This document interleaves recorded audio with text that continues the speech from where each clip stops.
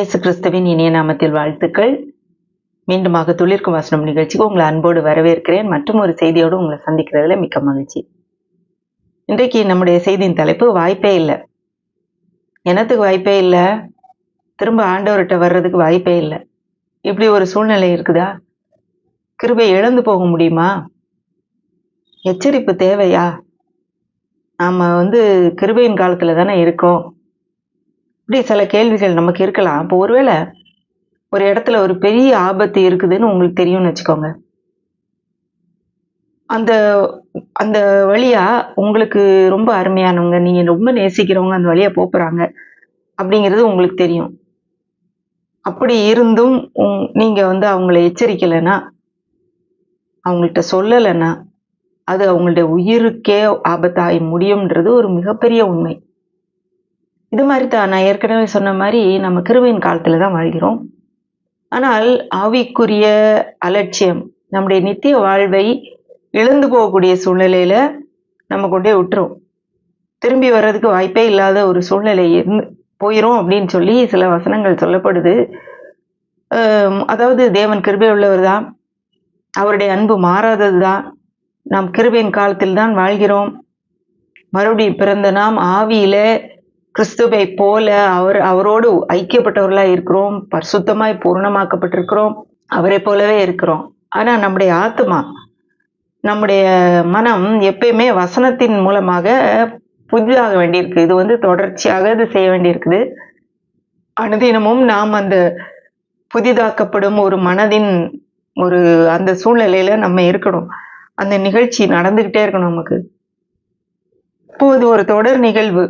ஏதோ ஒரு சமயத்துல ஏதோ ஒரு காலத்துல அது நடக்காம அது ஒரு ஏனோதானா என்று போயிடுச்சுன்னா, அப்படிப்பட்ட காரியங்கள் 3 காரியங்களை எபிரேயர் நிருபத்துல நம்ம பார்க்கிறோம். இது கிருபை இழந்து போக முடியும்ன்றது சொல்லப்படுகிற ஒரு 3 நிகழ்வுகள், அதற்கான எச்சரிப்புகள். அந்த எச்சரிப்புகள் கொடுக்க வேண்டியது என்னுடைய கடமை அப்படின்னு சொல்றதுனால நான் இன்னைக்கு சொல்றேன். ஏன்னா கிறிஸ்தவர்கள், விசுவாசிகள் பலர் இந்த சில காரியங்களை நம்ம கருத்துல வைக்கிறது இல்லை. இன்றைக்கு அப்படிப்பட்ட காரியங்கள், அதாவது 3 காரியம் சொல்றாரு. மனம் திரும்புதலுக்கு ஏதுவாய் மறுபடியும் புதுப்பிக்கவே முடியாது அப்படின்னு ஒரு சூழ்நிலை. திரும்ப மனம் திரும்புறதுக்கு வாய்ப்பே இல்லை, அவங்கள புதுப்பிக்கவே முடியாது அப்படிங்கிற ஒரு சூழ்நிலையில இருக்கும் மக்கள். அதே மாதிரி கொடிதான ஆக்கினைக்கு பாத்திரமான மக்கள், மனமாறுதலை காணவே முடியாத மக்கள், இப்படி 3 கூட்டத்தினரை இன்னைக்கு நம்ம பார்க்கலாம். இதுல ஒரு பெரிய ஆச்சரியம் என்னன்னா, இவர்கள் அனைவருமே முதிர்ந்த கிறிஸ்தவர்கள். ரொம்ப ஒரு ஏற்றுக்கொள்றதுக்கு கடினமான காரியம்தான். எச்சரிக்கை 1, எபிரேயர் 6ஆம் அதிகாரத்திலிருந்து 6ஆம் அதிகாரம் சில வசனங்களை நான் வாசிக்கிறேன். 4ஆம் வசனத்திலிருந்து வாசிக்கிறேன். ஏனெனில் ஒரு தரம் பிரகாசிப்பிக்கப்பட்டும் பரம ஈவை ருசி பார்த்தும் பரிசுத்த ஆவியை பெற்றும் தேவனுடைய நல்வார்த்தையும் இனி வரும் உலகத்தின் பலன்களையும் ருசி பார்த்தும் மறுதலித்து போனவர்கள் தேவனுடைய குமாரனை தாங்களே மறுபடியும் சிலுவையில் அறைந்து அவமானப்படுத்துகிறபடியால் மனம் திரும்புகிறதற்கேதுவாய் அவர்களை மறுபடியும் புதுப்பிக்கிறது கூடாத காரியம். எப்படி எனில் தன்மேல் அடிக்கடி பெய்கிற மழையை குடித்து தன்னிடத்தில் பயிரிடுகிறவர்களுக்கு ஏற்ற பயிரை முளைப்பிக்கும் நிலமானது தேவனால் ஆசீர்வாதம் பெறும். முள்செடிகளையும் முள்பூண்டுகளையும் முளைப்பிக்கிற நிலமோ தகாததாயும் சபிக்கப்படுகிறதற்கேற்றதுமாய் இருக்கிறது, சுட்டரிக்கப்படுவதே அதன் முடிவு. இதுல ஒரு குறிப்பிட்ட மக்களை பத்தி சொல்லுது. அந்த மக்கள், அதாவது ஆண்டவரை ஏற்றுக்கொண்டவர்கள் எப்படிப்பட்டவர்கள், இதெல்லாம் இருந்தும் மறுதலித்து போனவர்கள் என்று சொல்லப்படுதில்லை. அது என்னெல்லாம் கொடுக்கப்பட்டிருக்கு? முதலாவது ஒரு தரம் பிரகாசிப்பிக்கப்பட்டது அப்படின்னு பாத்தீங்கன்னா, பிரகாசிப்பிக்கப்பட்டவன் அப்படின்னா யோவான் 1ஆம் அதிகாரம் 9ஆம் வசனம் சொல்லுது, உலகத்திலே எந்த மனுஷனையும் பிரகாசிப்பிக்கிற ஒளியே அந்த மெய்யான ஒளி. இப்போ நம்மள மெய்யான ஒளியாகி இயேசு கிறிஸ்து பிரகாசித்திருக்கிறார். நம்மளை ஒரு மெழுகுவர்த்திய பொருத்தின மாதிரி நம்மள லைட்டை அவர் உண்டாக்கி இருக்கிறார். நாம் ஒரு தரம் பிரகாசிக்கப்பட்டோம். அதாவது நாம்னா இங்க சொல்லப்படுகிற மக்கள், அவர்கள் ஆண்டவராலே பிரகாசிப்பிக்கப்பட்டார்கள். ஏன்னா அவர்தான் மெய்யான ஒளி. உலகத்தில் இருக்கையில் நான் உலகத்துக்கு ஒளியா இருக்கிறேன்னு யோவான் 9ஆம் அதிகாரம் 5ஆம் வசனத்துல சொல்றாரு அவர். அடுத்தது பரம ஈவை ருசி பார்த்தவர்கள். பரம ஈவை ருசி பார்த்தவர்கள்னா யாரு? ஈவுனா தமிழ்ல புரியல நமக்கு. அதாவது இலவசமான பரிசு, ஃப்ரீ கிஃப்ட் ஃப்ரம் ஹெவன். பரலோகத்திலிருந்து கொடுக்கப்பட்ட இலவசமான ஈவாகிய மன்னிப்பு மற்றும் ரட்சிப்பு, தேவனோடு உள்ள உறவு ஆகியவற்றை பெற்றவர்கள். இது சாதாரண காரியம் கிடையாது. ஏதோ ஒரு மனுஷன் கொடுக்கறது இல்ல, பரலோகத்திலிருந்து கொடுக்கப்பட்ட ஒரு ஈவு அது. அடுத்தது 3வது காரியம் என்னன்னு பாத்தீங்கன்னா, பரிசுத்த ஆவியை பெற்றவர்கள். இவங்க சாதாரணமானவங்க கிடையாது. பரிசுத்த ஆவியை பெற்றவர்கள், அதாவது அவருடைய வல்லமையை, அவருடைய பரிசுத்த ஆவியானவர் பெற்றதன் மூலமாக வருகிற எல்லா பலன்களையும் பெற்றவர்கள். அடுத்தது 4வது பாத்தீங்கன்னா, தேவனுடைய நல்வார்த்தையும் இனி வரும் உலகத்தின் பலன்களையும் ருசி பார்த்தவர்கள். தேவனுடைய நல்வார்த்தை, அதாவது அவருடைய வார்த்தையில இருக்கிற நன்மைகளை பெற்றவர்கள். வார்த்தையின் மூலமாக, தேவனுடைய வார்த்தையின் மூலமாக பெற்ற நன்மைகள் ஏராளம். இவங்களுக்கு தெரியும், எல்லாமே தெரியும் தேவனுடைய வார்த்தை எப்படிப்பட்டது, அதன் மூலமாக பலனை அனுபவிச்சவர்கள். அடுத்தது இனி வரும் உலகத்தின் பலன்களை ருசி பார்த்தவர்கள், அதாவது தேவனுடைய இயற்கைக்கு அப்பாற்பட்ட பவர், அவருடைய வல்லமையை ருசி பார்த்தவர்கள். அதெல்லாம் அவங்க டேஸ்ட் பண்ணியிருக்கிறாங்க, வாழ்க்கையில அனுபவிச்சிருக்காங்க. அவங்க ஏற்கனவே பிரகாசிப்பிக்கப்பட்டவர்கள், பரலோகத்திலிருந்து கொடுக்கப்பட்ட பரிசு அவங்களுக்கு இருக்கு. பரிசுத்த ஆவியை பெற்றவர்கள், அவருடைய வல்லமையும் அதனால் வரும் பலன்களையும் பெற்றவர்கள், தேவனுடைய நல்வார்த்தையை அனுபவித்தவர்கள், அந்த வார்த்தையின் வல்லமையை அனுபவித்தவர்கள், இனி வரும் உலகத்தின் பலன்களாகிய, அதாவது இயற்கைக்கு அப்பாற்பட்ட மேலான காரியங்களை அனுபவித்தவர்கள். இவங்கெல்லாம் சாதாரண ஒரு விசுவாசிகளோ, ஒரு மேலோட்டமான ஒரு சாதாரண வளராத கிறிஸ்தவர்கள் கிடையாது. இவர்கள் முதிர்ச்சி அடைந்தவர்கள். இப்படி மறுதலித்து போனவர்கள் அப்படின்னு வருது. ஏன் அவங்க மறுதலித்து போனவங்களை நம்ம புதுப்பிக்க முடியாது? ஏன்னா அது வசனத்துல அப்படித்தானே வருது. மறுதலித்து போனவர்கள் தேவனுடைய குமாரனை தாங்களே மறுபடியும் சிலுவையில் அறைந்து அவமானப்படுத்துகிறபடியால் மனம் திரும்புவதற்கேதுவாய் அவர்களை மறுபடியும் புதுப்பிக்கிறது கூடாத காரியம். ஏன்னா ஏன் இவங்களை புதுப்பிக்க முடியாது அப்படின்னா, அதுக்கு காரியம் சொல்றாரு. என்னன்னா, தேவனுடைய குமாரன் இயேசு கிறிஸ்து சாதாரண ஆள் கிடையாது. அவர் தேவனுடைய ஒரே பேரான குமாரன். அவரையே தாங்கள் மறுபடியும் சிலுவையில் அறைந்து அவரை அவமானப்படுத்துறதுனால அவங்கள மறுபடியும் புதுப்பிக்க முடியாது. அவங்க மனம் திரும்புறதுக்கு வாய்ப்பே இல்லை. ஏன்னா இது எபிரேயர் யாருக்கு எழுதப்பட்டதுன்னா, யூத கிறிஸ்தவர்களுக்கு எழுதப்பட்டது. இந்த யூத கிறிஸ்தவர்கள் திரும்பவும் அவங்களுடைய பழைய யூத மார்க்கத்துக்கு திரும்பிக்கிட்டு இருந்தாங்க. ஏன்னா அவங்களுடைய பலிகள் இதெல்லாம் செலுத்துறதன் மூலம்தான் பாவ மன்னிப்புன்ற அந்த நிலைமைக்கு போனாங்க. அப்படின்னா என்ன அர்த்தம்? பாவத்துக்கு ஏன்னா பலியாக இயேசு கிறிஸ்து மாண்டதை அவர்கள் அதை முழுமையாக ஏற்றுக்கொள்ளல. அவருடைய இதை அவருடைய ஒப்பற்ற பலியை அவங்க ஏற்றுக்கொள்ளல. இன்னும் நம்ம என்னமோ செய்யணும்னு போறாங்க. அதாவது தேவன் இப்படி மறுதலித்து போறவங்கள தடுக்கிறது கிடையாது. அவங்களுக்கு மனம் திரும்பி வருகிறதற்கு விருப்பம் இல்லை, மனம் திரும்ப இஷ்டம் இல்லை, உண்மையாகவே விழுந்து போகவில்லை, அதாவது தெரியாம செய்யறது கிடையாது. இவங்கள நம்ம இவங்க தெரியாம செஞ்சுட்டாங்க, இல்ல நம்மளே தினந்தோறும் நிறைய காரியங்களை தெரியாம செய்யறோம், தெரியாம தவறு செய்யறோம். இவங்க அப்படி செய்யறது கிடையாது. இன்னொன்னு பாத்தீங்கன்னா, இதுல ஒரு காரியம், பிசாசு இந்த வசனத்தை நல்ல விசுவாசிகளுக்கு எதிராக கூட பயன்படுத்துறான். எப்படின்னா, அவன் என்ன சொல்லுவான்னா, உனக்கு நீ விழுந்துட்ட, பாவம் செஞ்சுட்ட, உன்னால திரும்ப வர்றதுக்கு வாய்ப்பே இல்லை, நீ மறுதளிச்சுட்ட, ஆண்டவரை மறுதளிச்சுட்ட, அதனால வர்றதுக்கே வாய்ப்பு இல்லைன்னு சொல்லி இந்த வசனத்தை வைத்தே இடறி போன கிறிஸ்தவர்களும் உண்டு. அதாவது நல்ல கிறிஸ்தவர்கள், அதாவது பாவ உணர்வு உள்ளவங்க, ஐயோ நான் தவறு பண்ணிட்டேனேன்ற அந்த உணர்வு உள்ளவர்களுக்கு இந்த வசனம் சரியான வசனம் தான். ஏன்னா இந்த வசனத்தை வச்சு அவன் பிசாசு அவங்களுக்கு பின்னாடி தள்ளிட்டு போறான். ஆனா அது உண்மையல்ல. அந்த வசனத்திற்கு ஏற்றபடி நம்ம கண்டம் பண்ணக்கூடியவர்கள், குற்றப்படுத்தக்கூடியவர்கள் அல்ல இப்படிப்பட்டவர்கள். ஏன்னா அப்படின்னா முதல்ல யார் ஆண்டவர் தள்ளி இருக்கணும், மனம் திரும்பவே முடியாதுன்னு தள்ளி இருக்கணும்? யாருன்னு பார்த்தா பேதுரு.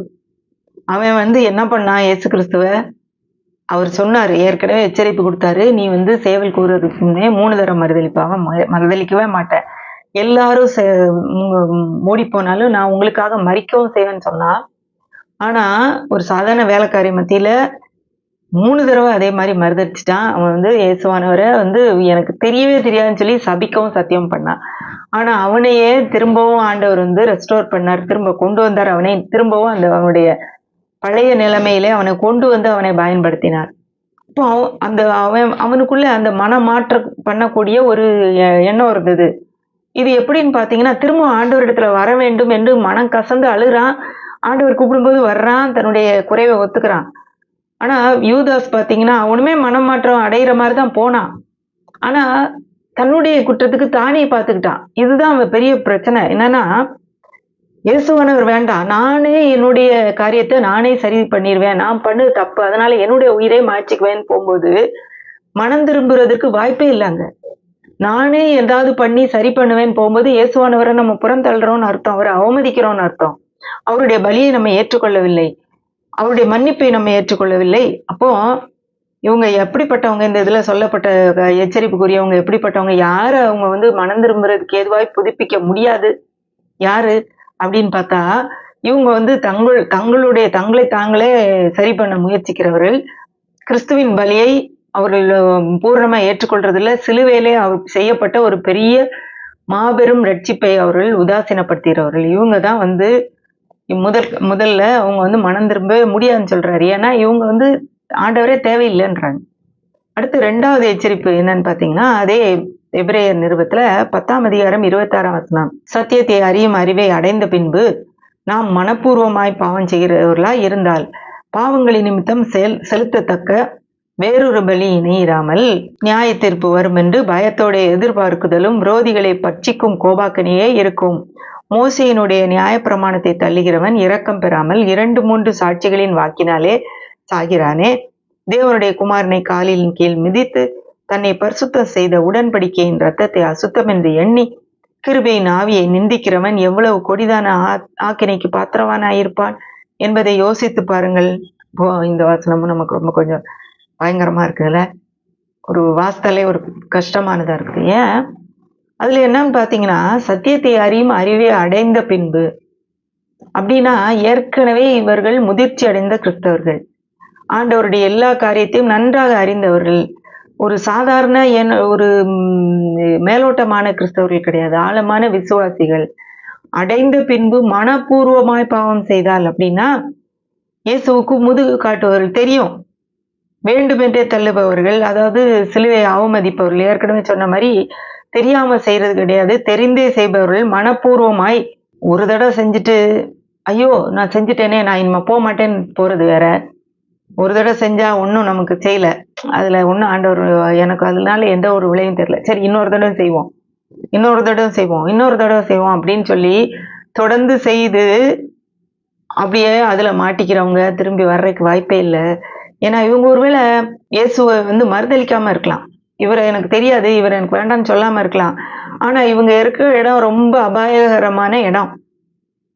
ஏன்னா அவங்க விருப்பப்பட்டு பாவம் செய்யறாங்க. இது ஆவியை பாதிக்காவிட்டாலும் ஆத்மாவிலே தம்முடைய மனதிலே அவங்களுடைய இருதயத்தை கடினமாக்கிடும். ஒரு நேரத்துல அவங்க அந்த இடத்துல இருந்து திரும்பி ஆண்டவரிடத்துல வருகிறதற்கு வாய்ப்பே இல்லாம போயிடும். அதாவது ஒரு அறிந்தே இயேசுவை தள்ளிவிடுவது, அது வேண்டாம், இவர் எனக்கு வேண்டாம். ஏன்னா சத்திய எல்லாம் தெரியும், எல்லாம் தெரிஞ்சு இவர் எனக்கு வேண்டாம் தள்ளுறவங்க. அதாவது இதுல பாத்தீங்கன்னா என்ன காரியம் அவங்க பண்றாங்க அப்படின்னு பார்த்தா, தேவனுடைய குமாரனை காலின் கீழ் மிதிக்கிறாங்க. ஐயோ நம்ம சாதாரணமா சத்தியத்தை அறிகிற அறிவை அடைந்த பின்பு அதுக்கு பிறகு பாவம் செய்யறவங்க, மனப்பூர்வமா பாவம் செய்யறவங்க தானே அப்படின்னு சொல்லி நம்ம நினைக்கலாம். இது பாவம் செய்யறவங்க தானே, இதுல என்ன இருக்கு அப்படின்னு நினைக்கலாம். ஆனா இது எதுக்கு சமம்னு சொல்லியிருக்காரு, தேவனுடைய குமாரனை காலின் கீழ் மிதிக்கிறவர்கள். இப்போ அவ்வளவு தூரம் அவரை அவமானப்படுத்துறோம். போன தடவை பார்த்தோம் சிலுவையிலே திரும்ப அடிச்சு அவமானப்படுத்துறோம்னு, இதுல தேவனுடைய குமாரனை காலின் கீழே போட்டு மிதிக்கிறோம். ஏன்னா அவருடைய அந்த ஒப்பற்ற பலியை ஏற்றுக்கொள்ள நம்ம. அடுத்தது, தன்னை பரிசுத்தம் செய்த உடன்படிக்கையின் ரத்தத்தை அசுத்தம் என்று எண்ணுகிறவன். இது வேஸ்ட். இது அதாவது இதை உதாசீனப்படுத்துறது. இதுல ஒன்றுமே இல்லை, இதனால பிரயோஜனம் இல்லை, நான் எப்படியும் போல வாழலாம். இது எவ்வளவு ஒரு விலையேற பெற்றது, இது எவ்வளவு பரிசுத்தமானது.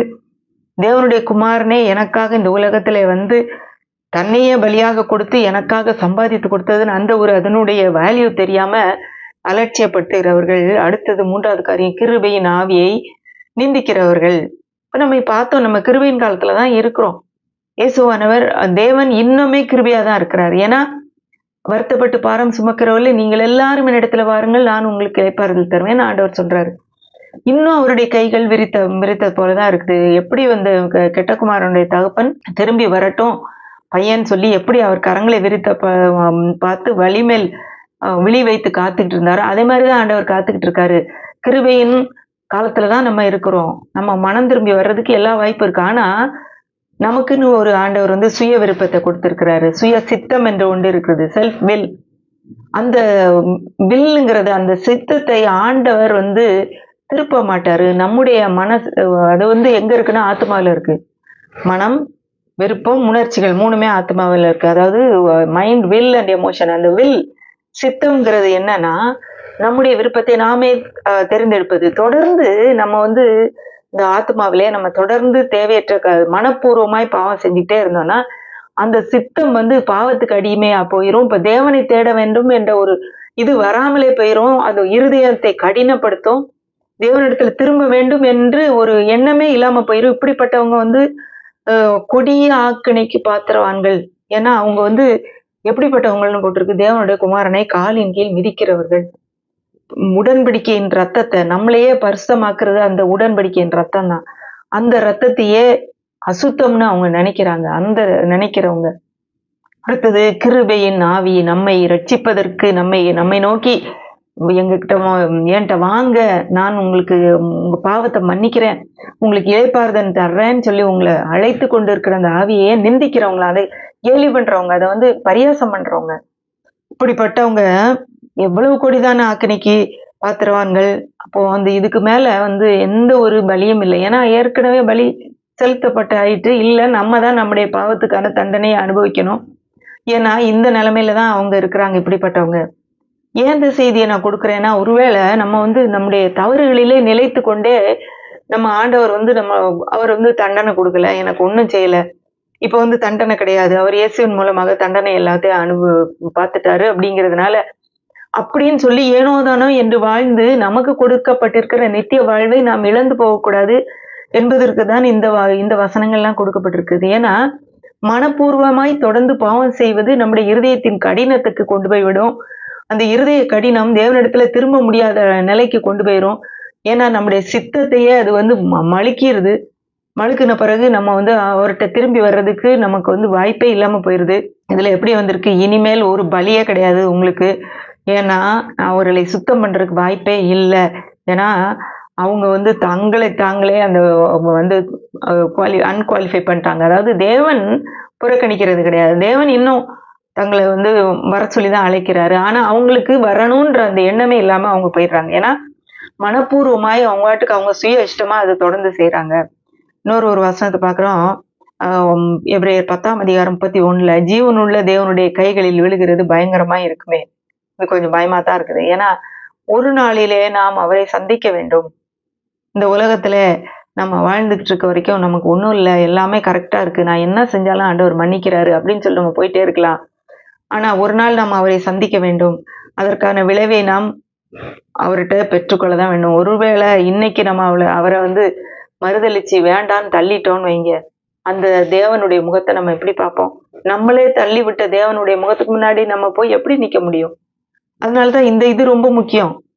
நம்ம சாதாரணமா மனப்பூர்வமா தான் பாவம் தானே செய்யறோம்னு நினைச்சிட்டு இருக்கோம். ஆனா அதனுடைய விளைவு பாருங்க, தேவனுடைய குமாரனை காலின் கீழ் மிதிக்கிறோன்னு வருது, ஒரு ரத்தத்தை பரிசுத்தம் செய்கிற உடன்படிக்கையின் ரத்தத்தை அசுத்தம்னு நினைக்கிறோன்னு வருது, கிருபையின் ஆவியை நிந்திக்கிறோன்னு வருது. அப்போ இதுல நாம் கவனமா இருப்பது அவசியம். ஏற்கனவே சொன்ன மாதிரி, ஏன் இந்த எச்சரிப்பின் செய்தி, நம்ம வந்து ஏற்கனவே நம்ம வந்து ஆண்டவருடைய பிள்ளைங்க தான், ஆண்டவருடைய பிள்ளைகளாக இருக்கிறோம். ஆனாலும் நம்ம சில காரியங்களை மனப்பூர்வமாய் தொடர்ந்து சில தவறுகளை செய்துகிட்டே வரும்போது அதை யாராவது எச்சரிக்கலைன்னா, அதை நம்ம திருத்திக்கலைன்னா, அது நம்முடைய மனக்கடினத்துக்கும் நாம் திரும்பி வர முடியாத ஒரு நிலைமைக்கும் நம்ம கொண்டு போய் விடும். இது நமக்கு பெரிய ஆபத்தாய் முடியும். அதனால தான் இந்த எச்சரிப்பின் செய்தியை நான் உங்களுக்கு கொடுத்துட்டு இருக்கேன். அடுத்து பாத்தீங்கன்னா 3வது எச்சரிக்கை என்னன்னா, எபிரேயர் 12:15 வசனத்திலிருந்து நான் வாசிக்கிறேன். ஒருவனும் தேவனுடைய கிருபையை இழந்து போகாத படிக்கும், யாதொரு கசப்பான வேர் முளைத்தெழும்பி கலக்கம் உண்டாக்குகிறதுனால் அநேகர் தீட்டுப்படாத படிக்கும், ஒருவனும் வேசிக்கள்ளனாகவும் ஒருவேளை போஜனத்துக்காக தன் சிரேஷ்ட புத்திர பாகத்தை விற்று போட்ட ஏசாவை போல் சீர்கெட்டவனாயும் இராதபடிக்கு எச்சரிக்கையாய் இருங்கள். ஏனென்றால் பிற்பாடு அவன் ஆசீர்வாதத்தை சுதந்தரித்துக் கொள்ள விரும்பியும் ஆகாதவன் என்று தள்ளப்பட்டதை அறிவீர்கள். அவன் கண்ணீர் விட்டு கவலையோட தேடியும் மனமாறுதலை காணாமல் போனான். இப்போ இதுவுமே பாருங்களேன், தேடியும் காணாம போனான், கிடைக்கல. முதல்ல மனம் திரும்ப முடியாத ஒரு சூழ்நிலை அப்படின்னு பார்த்தோம். அடுத்ததும் அப்படிதான். என்னன்னு பார்த்தோம்னா கோபாக்கனை வரும் அப்படின்னு நம்ம பார்த்தோம். ஏன்னா இயேசுவை மறுதளிக்கிறவர்கள், இனி பலி கிடையாது. மனப்பூர்வமா பாவம் செய்கிறவர்களுக்கு வேற பலி இல்லை. அவங்க என்ன செய்யறாங்க, தேவனுடைய குமாரனை காலின் கீழ் போட்டு மிதிக்கிறாங்க அப்படின்னு நம்ம பார்த்தோம். இப்போ இது 3வது காரியம், மனம் திரும்புறதற்கென்று திரும்பவே முடியாத ஒரு சூழ்நிலை. இதுவும் தான் மனம் திரும்புதலை, மனம் மாறுதலை தேடியும் காணாத நிலை. இதுல பார்த்தோன்னா முதல்ல பார்த்தா ஒருவனும் தேவனுடைய கிருபையை இழந்து போகாதபடிக்கு கசப்பான வேர்முளை திரும்பி கலக்கம். இப்ப தேவன் தன்னுடைய கிருபையை நிறுத்திக்குவாரு அப்படின்னு இந்த வசனம் சொல்லலை, அப்படி எங்கேயுமே சொல்லலை. அவருடைய கிருபை மாறாதது. இப்ப நம்ம கிருபையின் காலத்துலதான் இருக்கிறோம். அந்த கிருபையை யார்தான் இழந்து போக முடியும்? நம்ம தான் இழந்து போக முடியும். நம்ம தான் அதை வெறுக்க முடியும், நம்ம தான் அதை தள்ளிவிட முடியும். அந்த கிருபையை நிந்திக்க முடியும், கிருபையின் ஆவியை நிந்திக்க முடியும், நம்ம தான் செய்ய முடியும்னு சொல்லி பார்க்கிறோம். கிருபை இழந்து போகாதபடிக்கும் யாதொரு கசப்பான வேர் முளை தெலும்பி கலக்கம் உண்டாக்குகிறதுனால் அனைத்து தீட்டுப்படாதபடிக்கும். இப்ப கசப்பான வேர் அப்படின்னா என்னது? கசப்பான வேர்னா அது அந்த வேர்ல இருக்கிற விஷம் மரம் முழுக்க பரவுற மாதிரி ஏதோ தேவையில்லாத ஒரு காரியத்தை நாம் அனுமதிப்பதன் மூலமாக நம்முடைய வாழ்வு முழுதும் ஒரு பாழா போடுற ஒரு சூழ்நிலையா இருக்கலாம். உலகத்தின் முறைகளுடன் ஒத்து போகிற மனநிலை, ஏதோ ஒரு சின்ன ஒரு சூழ்நிலையினாலே, இல்லை ஏதோ ஒருத்தங்க ஏதோ பண்ணிட்டதுனால, ஒரு கூட இருக்கிற விசுவாசிகள் ஒரு காரியத்தை பண்ணிட்டாங்க, அவங்க பண்ணதுனால நான் இனிமே அந்த பக்கமே போக மாட்டேன், ஆண்டவரே எனக்கு தேவையில்லை அப்படின்னு போற ஒரு சின்ன ஒரு கசப்பான வேர் முளை தெலும்புறதுனாலே அநேகர் விழுந்து போகாத படிக்கும், அநேகர் தீட்டுப்படாத படிக்கும் அப்படின்னு சொல்லி வருது. அடுத்தது ஒருவனும் வேசிக்கள்ளனாகையாவது ஒருவேளை போஜனத்துக்காக தன் சேஷ்ட புத்திர பாகத்தை விற்று போட்ட ஏசாவை போல சீர்கட்டனாயும் இராதபடிக்கு எச்சரிக்கையாயிருங்கள். இன்னைக்கு வேசிக்கல்லன் அப்படிங்கும் போது இன்றைக்கு ரொம்ப சர்வசாதாரணமாக இந்த காரியங்கள் ஆண்டவருடைய பிள்ளைகளிடத்துல காணப்படுது. ஆண்டவர் இடத்துல மன்னிப்பு உண்டா? மன்னிப்பு உண்டு. ஆனா இதுவே ஒரு சர்வசாதாரணமாக என்ன இது, ஆண்டவர் தான் மன்னிப்பாரு, நான் எத்தனை தடவை பண்ணாலும் மன்னிப்பாரு, அவருடைய கிருபைக்கு முடிவே இல்லையே. அப்போ அப்படின்னு சொல்லிட்டு நம்ம போகும்போதுதான் மனம் கண்ணீர் விட்டு அலைந்து தேடியும் மனமாறுதலை காணாமல் போனான்ற அந்த நிலைமைக்கு நம்ம வந்துரும். அந்த இருதய கடினம் வந்துடும். அடுத்து பாருங்க, ஒருவேளை போஜனத்துக்காக தன் சிரேஷ்ட புத்திர பாகத்தை விற்று போட்ட ஏசாவை போல் சீர்கட்டவனா. இதுல பாத்தீங்கன்னா ஏசாவுடைய பிரச்சனை அப்படின்னு பாத்தீங்கன்னா, அவனுக்கு மாம்ச உணர்ச்சி வயப்பட்டவன், அதாவது காணல் மைண்டு, மாம்ச சிந்தை உள்ளவன். அவனுக்கு அந்த நேரம் வயிற்றுக்கு பசி, அதுதான் முக்கியம். சிரேஷ்ட புத்திர பாகியம்ன்றது ஒரு ஆவிக்குரிய ஆசீர்வாதம். அந்த ஆசீர்வாதம் போனா போகுது, ஆனா இப்போதைக்கு எனக்கு சாப்பாடு வயிறு நிறைஞ்சா போதும், அதுதான் அவனுடைய விருப்பம். ஆனா அவனுடைய ஆத்மா லெவல்ல தான் அவன் யோசிக்கிறான். அவனுடைய உள்ளான தேவனோடு உள்ள ஒரு தேவன் கொடுக்கிற ஒரு ஆசீர்வாதம், தன்னுடைய தகப்பன் கொடுக்கிற ஆசீர்வாதத்து மேல அவனுக்கு அவ்வளவு தூரம் இல்லை. அதை குறித்து ஒரு அக்கறை இல்லை, ஒரு அலட்சியம் பண்ணா. அதாவது தொடர்ந்து இப்படிப்பட்ட காரியங்களே நாம் அலட்சியம் பண்ணும்போது, அல்லது நாம் மாம்ச பிரகாரமாகவே நம்முடைய மாம்சமும் நம்முடைய விருப்பம் நம்முடைய செயலும் என்னத்தை செய்ய சொல்லுதோ நம்முடைய மனம் விரும்புகிற போக்கிலே நம்ம போயிட்டு நம்முடைய மனதை வேத வசனத்துக்கு ஏற்றாற் போல புதிதாக்காம நம்ம உலகத்தின் மக்கள் நடக்கிற முறையில எப்படி இஷ்டத்துக்கு எதையாவது செஞ்சுட்டு இருந்தோம்னா நாம் மாறுவதற்கு சூழ்நிலை இல்லாமலே போகும். அதுதான். ஏனென்றால் பிற்பாடு அவன் ஆசீர்வாதத்தை சுதந்திரித்துக் கொள்ள விரும்பியும் ஆகாதவன் என்று தள்ளப்பட்டதை நீங்கள் அறிவீர்கள். அவன் கண்ணீர் விட்டு கவலையோட தேடியும் மனம் மாறுதலை காணாமல் போனான். இப்போ கடைசியில் அழுறான், எனக்கு வேற இல்லையா அப்படின்னு சொல்லி அழுறான். அழுதா கூட அந்த இழந்து போன ஆசீர்வாதம் இழந்து போனதுதான். ஏன் இப்படிப்பட்ட ஒரு எச்சரிப்புகள் நமக்கு? ஏற்கனவே நான் சொன்ன மாதிரி நமக்கு ஒரு அருமையானவர்கள் ஒரு ஆபத்தான இடத்துல போறாங்க, அந்த இடம் ஆபத்து அப்படின்னு சொல்லி நமக்கு தெரிஞ்சும் நம்ம அவங்கள சொல்லலைன்னா அது அவங்களோட உயிருக்கு எவ்வளவு ஆபத்தாய் முடியுமோ அதே போலதான் இப்படிப்பட்ட எச்சரிப்புகள் நம்முடைய வாழ்க்கையில தேவை. ஒருவேளை நம்ம வந்து பாவத்தோட விளையாடிக்கிட்டே இருந்து ஆண்டவருடைய கிருபை இருக்குது, அந்த கிருபையை வந்து நம்ம வந்து அவர் கிருபையோட தான் இருக்கிறாரு, அவர்கிட்ட எந்த மாறுதலும் இல்லை, நம்ம வந்து அதிலே தொடர்ந்து அந்த ஆத்துமா, அதாவது மனம், விருப்பம், நம்முடைய உணர்ச்சிகள் லெவல்ல இன்னும் நம்ம மறுரூபம் அடையாதபடி நம்ம எப்படி மனம் புதிதாகணும்? ரோமர் 12ஆம் அதிகாரம் 2ஆம் வசனம் சொன்ன மாதிரி நம்முடைய மனம் புதிதாகிறதுனாலே மறுரூபமாங்கள். இப்பிரபஞ்சத்துக்கு ஒத்த வேஷம் தெரியாமல் நம்முடைய நம்முடைய சிந்தை மாறணும், மனம் புதிதாகணும். எப்படி மனம் புதிதாகணும்? அவருடைய வசனத்துக்கு ஏற்றாற் போல நம்முடைய மனசை மாத்தணும். ஒரு நேரம் நம்ம தவறு செஞ்சுட்டா கூட அடுத்த நேரம் நம்ம அதை புரிந்து கொண்டு நம்ம வந்து இதை மாற்றிக்கொள்ள வேண்டும். இப்போ நம்ம ஒருவேளை ஒரு கோபப்படுறோமோ, ஒரு எரிச்சல் படுறோமோ, இல்ல தவறான சிந்தை வருதா, ஒருத்தங்களை நம்ம தப்பா பேசிட்டோமா, அந்த அந்த உறுத்தல், அந்த லைட்டா ஆண்டவர் வந்து அதை காட்டும் போதே அதை வந்து திரும்பி நம்ம வந்து அந்த அந்த காரியத்துல இருந்து நம்ம திரும்பி ஆண்டவர்கிட்ட வந்து நம்ம வந்து மீண்டுமாக அந்த அவரோட சேர்ந்து வாழ்கிற வாழ்க்கையில வரணும். இல்ல ஆண்டவர் கிருபை உள்ளவர் தானே, ஆண்டவர் மன்னிக்கிறவர் தானே, எனக்கு எனக்கு என்னுடைய பாவத்தை ஏற்கனவே மன்னிச்சிட்டாரு, அவரை பொறுத்த அளவுல எல்லாமே மன்னிச்சு முடிச்சிட்டாரு. ஆனா நாம் அவரை விட்டு வேண்டவே வேண்டாம். இதுல சொல்லப்பட்ட எல்லாருமே பாத்தீங்கன்னா, அதாவது ஒருதலம் பிரகாசிக்கப்பட்டவர்கள், பரம ஈவை ருசி பார்த்தவர்கள், பரிசுத்தாவியை பெற்றவர்கள், தேவனுடைய நல்வார்த்தையை பெற்றவர்கள், இனிவரும் உலகத்தின் பலன்களை ருசி பார்த்தவர்கள், அடுத்தது சத்தியத்தை அறியும் அறிவை அடைந்தவர்கள். இப்ப இவங்கெல்லாம் வந்து யாரு?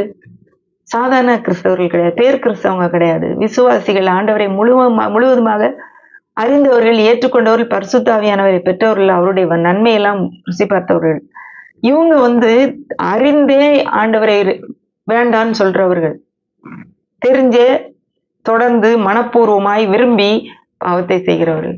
இவர்களாலே ஒரு ஒரு அவங்க மனம் திரும்பி வர்றதுக்கு வாய்ப்பே இல்லாம போறதற்கு முடியும். இப்படியும் சூழ்நிலை இருக்கு அப்படிங்கிறது உங்களுக்கு தெரிஞ்சிருக்கணும்.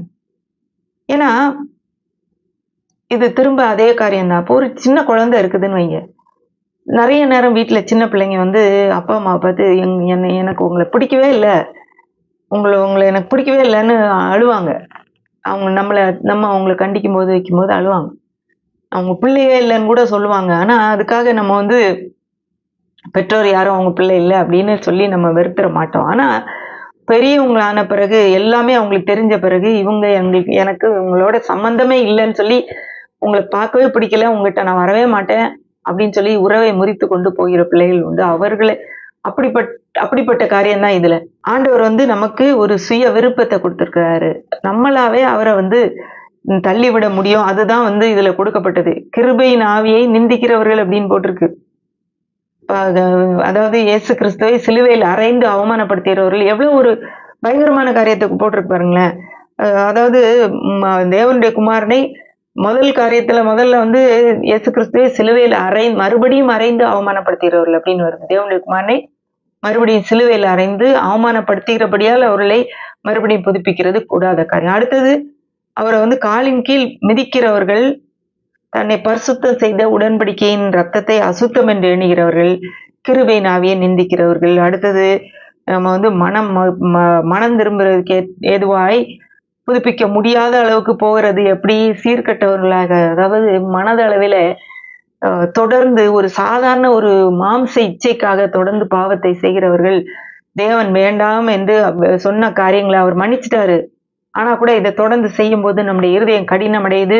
மீண்டுமாக அவரிடத்துல வர்றதற்கு வாய்ப்பே இல்லாம போகுது. இது வந்து கொடிய ஆக்கினைக்கு பாத்திரமாய் நம்ம முடியுது.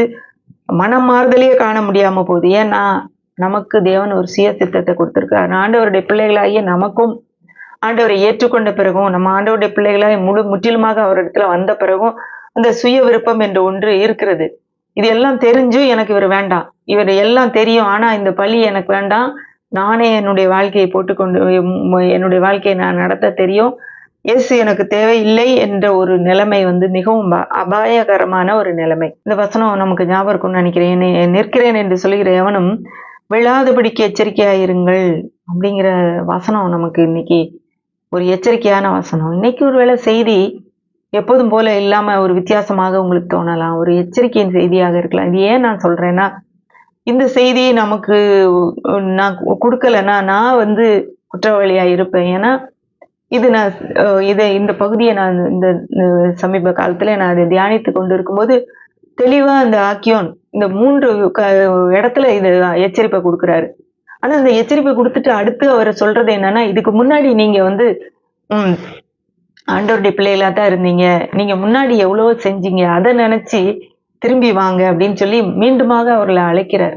இதுதான் உங்களுக்கு ஒருவேளை இப்ப ஆண்டவரை விட்டு நீங்க பின்மாற்றம் அடைந்து போயிருந்தவர்கள் யாராவது என்னை பார்த்துக் கொண்டிருந்தீங்கன்னா, ஒருவேளை இல்ல அது அது அதுலயும் இதுலயுமா ஆண்டவர் வந்து எ எ இது கிருபையின் காலம் தான். நான் என்ன செஞ்சாலும் ஆண்டவர் மன்னிப்பாரு அப்படின்னு ஒருவேளை ஆத்துல ஒரு கால், சேத்துல ஒரு கால் அப்படியே வச்சுட்டு இருக்கவங்களா நீங்க இருக்கலாம். ஆண்டவர் என்ன செஞ்சாலும் மன்னிக்க தான் செய்வாரு. ஆனா ஒரு நேரம் மனம் மனமாறுதலை தேடியும் காண முடியாத ஒரு சூழ்நிலை வந்துரக்கூடாது. அதனால தான் நான் இன்றைக்கு இந்த செய்திய உங்களுக்கு குடுத்திருக்கிறேன். அதனால நமக்கு வாய்ப்பே இல்லாமல் போகக்கூடிய சூழ்நிலை கூட வர முடியும். அதனால நாம் ஒவ்வொரு நாளும் அவரோடு உள்ள உறவை அதற்கு முக்கியத்துவம் கொடுத்து நம்முடைய மாம்ச இச்சைக்கும், நம்முடைய மனப்பூர்வமான பாவம் செய்கிற காரியத்துக்கும் நம்ம விலக்கி காத்துக்கொண்டு, ஆண்டவருக்கு நேராக நம்முடைய வாழ்க்கையை தொடர்ந்து நடத்துவதற்கு கர்த்தர் நமக்கு உதவி செய்வார். என்னை பார்த்துக் கொண்டு இருக்கிற ஒவ்வொருவரும் நீங்க அ இப்படிப்பட்ட காரியத்தை அனுபவிப்பதற்கு தேவன் உங்களுக்கு உதவி செய்வார். அவரோடு வாழும் வாழ்க்கையை நீங்கள் தொடர்ந்து அதிலே நடப்பதற்கு, உறுதியா இருப்பதற்கு தேவன் உங்களுக்கு உதவி செய்வார். ஒருவேளை பின்மாற்றம் அடைந்திருந்தாலும் உங்களுக்கு உங்களுக்கு நம்பிக்கை உண்டு. இன்னும் நீங்க திரும்பி வர முடியும். அதுதான் நல்ல செய்தி. அ அதனால தேவன் உங்களுக்கு இந்த விஷயத்த பேசியிருப்பார் நம்புறேன். கர்த்தர் உங்களை ஆசீர்வதிப்பாராக. ஆமென்.